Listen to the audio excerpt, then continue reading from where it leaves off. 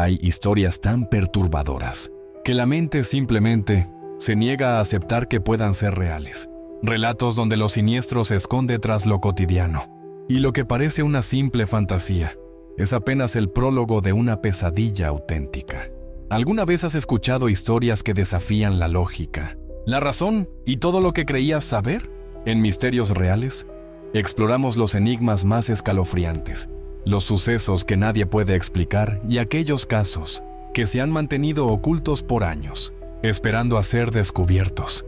Esto es Misterios Reales, y hoy traemos para ti un nuevo misterio que te dejará sin aliento. Vamos por el principio. Imagina esto: un hombre aparentemente inofensivo, de mirada serena y pasos lentos, recluido en una institución psiquiátrica de alta seguridad, empieza a confesar una serie de crímenes que habían permanecido sin resolver por décadas. Detalles turbios, recuerdos oscuros, lugares alejados del mapa, y una calma inquietante en cada palabra que pronunciaba. Un enigma viviente.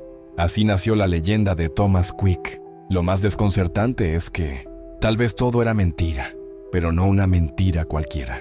Era una mentira construida con inteligencia, reforzada con tratamiento psiquiátrico, sostenida por el sistema legal y alimentada por una prensa sedienta de titulares. Lo que parecía un caso resuelto terminó siendo uno de los mayores escándalos judiciales de Escandinavia. Nos ubicamos en la Suecia de los años 90. Sture Bergwall, un paciente diagnosticado con múltiples trastornos mentales, antecedentes de consumo de sustancias y un historial familiar complicado, se encontraba internado en el Hospital Psiquiátrico de Säter. Este lugar, conocido por albergar a algunos de los pacientes más complejos del país, era el escenario perfecto para lo que estaba por suceder. Ahí, en una sala fría, iluminada por luces fluorescentes parpadeantes, Sture comenzó a hablar. Lo que en principio eran recuerdos vagos y confusos, se transformaron con el tiempo en confesiones detalladas. Había algo en su mirada, algo que transmitía una mezcla de fragilidad y oscuridad. En cuestión de meses, el nombre Thomas Quick se convirtió en sinónimo de horror. Casi 40 crímenes, niños, adolescentes, adultos, víctimas desaparecidas en diferentes lugares de Suecia, Noruega y Finlandia. Su narrativa incluía todo tipo de detalles: las fechas, los paisajes, los objetos involucrados, incluso los estados emocionales que supuestamente experimentó. Pero hay un problema, uno enorme. Ninguna de las pruebas físicas que la policía buscaba para corroborar sus palabras aparecía. Ni restos, ni objetos, ni testigos. Nada. Solo sus palabras. Y esas palabras, dichas bajo los efectos de medicamentos psiquiátricos fuertes y en sesiones largas de terapia, eran tomadas como verdades absolutas. El país paralizado, la opinión pública dividida. La prensa lo llamaba el criminal más temido de la historia moderna en Suecia, y los titulares eran cada vez más sensacionalistas. Pero, detrás de bambalinas, algunos investigadores comenzaron a notar incongruencias. ¿Cómo era posible que Sture recordara detalles de crímenes ocurridos 20 o 30 años atrás con tanta precisión? ¿Por qué los lugares señalados por él como escenas del crimen no ofrecían ni una sola evidencia concreta?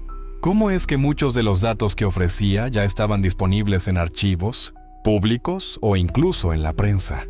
Y hay más. Las confesiones de Quick solo aparecían después de largas sesiones de terapia, guiadas por un grupo específico de profesionales. Además, estaba medicado con ansiolíticos, antipsicóticos y tranquilizantes, lo cual cuestiona seriamente su lucidez en ese momento. Sin embargo, durante mucho tiempo, nadie dijo nada, porque gracias a sus confesiones, la policía estaba resolviendo casos estancados desde hacía años. Era más conveniente creerle que cuestionarlo. Y lo más inquietante, Quick parecía disfrutar cada palabra, cada entrevista, cada interrogatorio. Era como si se alimentara de la atención. Decía cosas como: cuando terminaba sentía paz. O, a veces lo recuerdo como si no fuera yo, como si otra parte de mí lo hubiera hecho. Frases que hacían estremecer, pero que también dejaban una duda. ¿Decía la verdad? ¿O era todo parte de una construcción mental más profunda?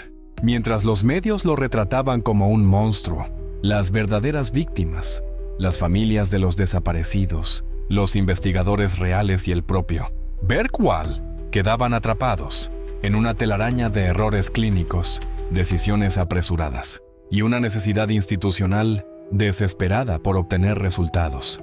La historia de Thomas Quick no es solo la historia de un hombre enfermo, de un paciente que pasó años dentro de una institución psiquiátrica.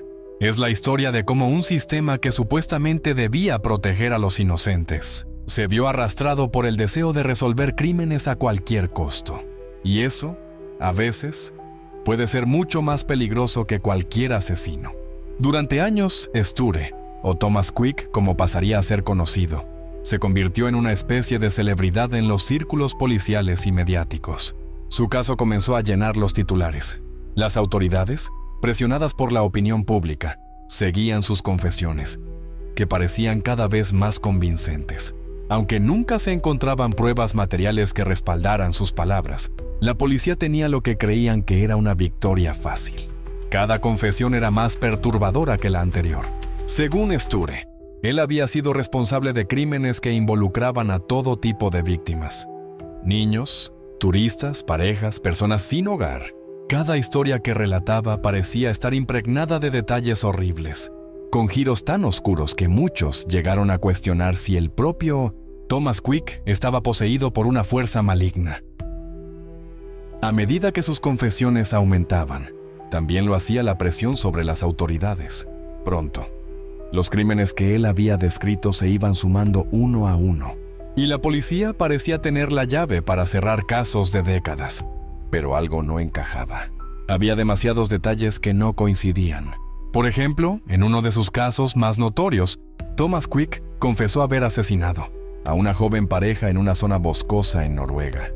Según él, los había atacado mientras acampaban, usando un cuchillo que había encontrado en un mercado local. Describió con precisión el lugar donde ocurrió el ataque, el clima frío y la ropa que la víctima llevaba puesta. Sin embargo, cuando la policía llegó al sitio, no encontraron nada, ni huellas, ni rastros de sangre, ni indicios de que alguien hubiera estado allí en años. La presión para resolver el caso llevó a los investigadores a no cuestionar demasiado.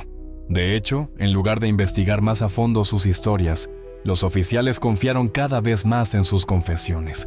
Al principio, parecía que había algo en la forma en que Thomas hablaba. Era como si, a través de su relato, les estuviera dando pistas reales, algo que encajaba con las circunstancias. Pero al observar más de cerca, se hizo evidente que lo que decía no tenía una base sólida. Sus palabras, aunque parecían auténticas, carecían de la sustancia necesaria para demostrar que los crímenes realmente habían ocurrido. Así es como los expertos comenzaron a observar un patrón. Thomas Quick no solo tenía una habilidad para relatar crímenes con detalles escalofriantes. No. Había algo más profundo, algo más perturbador, porque las confesiones no eran simples actos de reconocimiento. Eran como si fueran creadas para impresionar, como si su único propósito fuera cautivar a los oyentes, darles algo que anhelaban escuchar. A medida que pasaban los años, algunos de los psiquiatras que trataban a Bergwall empezaron a preguntarse: ¿realmente está recordando estos crímenes? ¿O está creando una historia que le da sentido a su propia existencia destruida? Y ahí es donde la historia da un giro escalofriante. La psicología detrás de las confesiones de Sture Bergwall era cada vez más compleja. Bajo el tratamiento psiquiátrico que recibía, algunos de los medicamentos que le administraban, como los antipsicóticos y los ansiolíticos, podían tener efectos secundarios severos, entre ellos la creación de recuerdos falsos. Así, lo que inicialmente parecía ser una serie de recuerdos olvidados, por la mente se convirtió en una serie de relatos inventados, alimentados por la psicoterapia intensiva y la presión constante de los profesionales a los que Sture trataba de impresionar. Los psiquiatras comenzaron a sospechar que estos recuerdos no eran genuinos. Los recuerdos, en lugar de emerger de la conciencia de Sture, podrían estar siendo inducidos por el tratamiento y la sugestión. Estaba atrapado en un círculo vicioso donde la verdad se desdibujaba constantemente.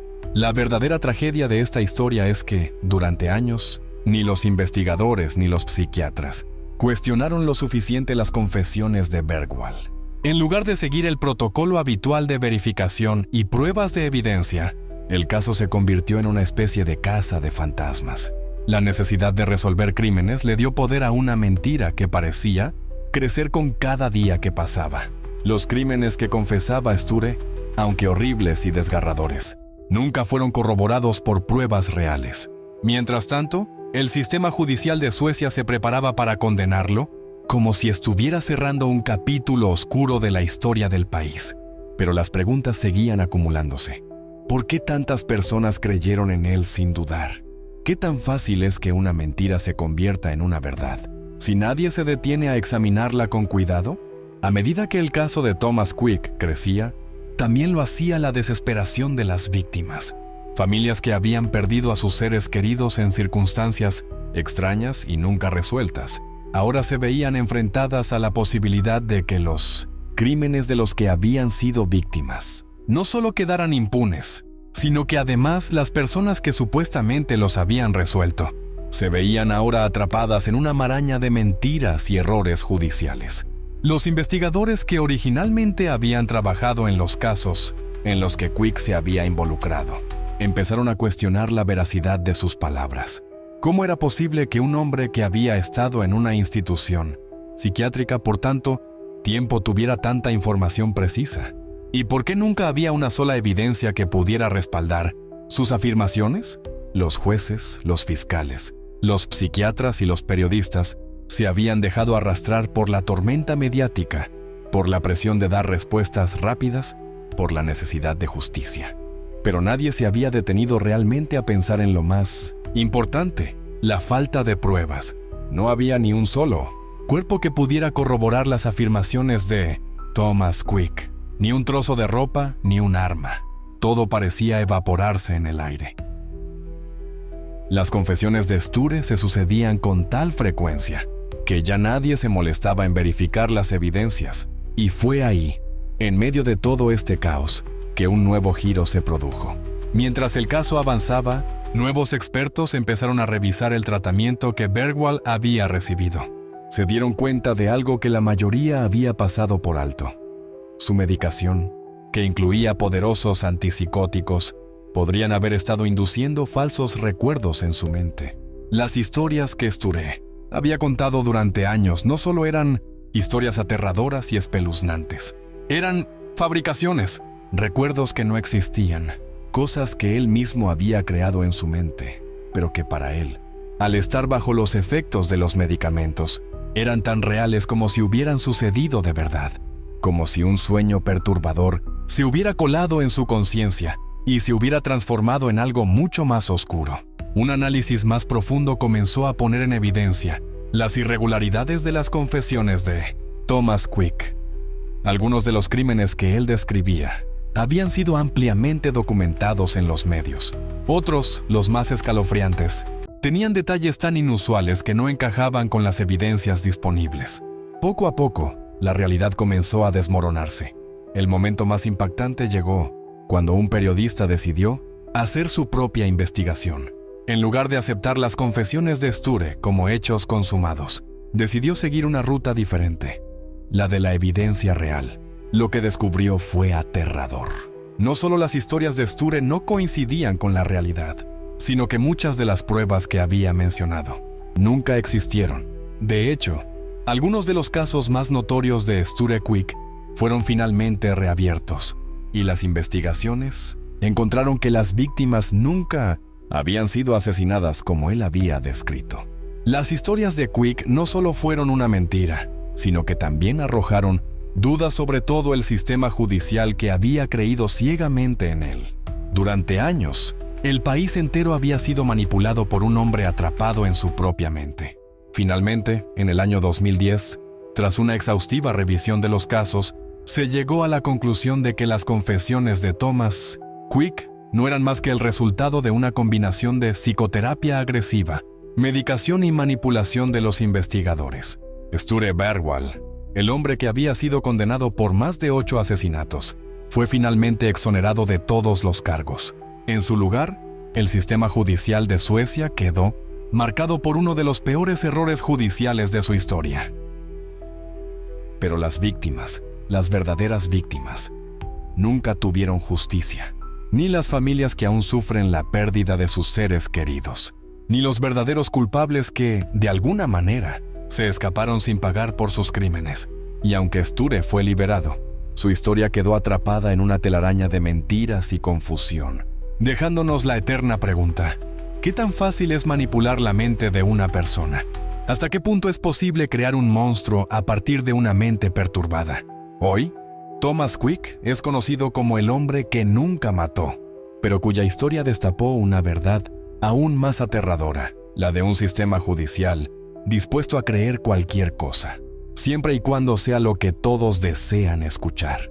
Una historia que, aunque parece pertenecer a una novela de terror, es tan real como la vida misma.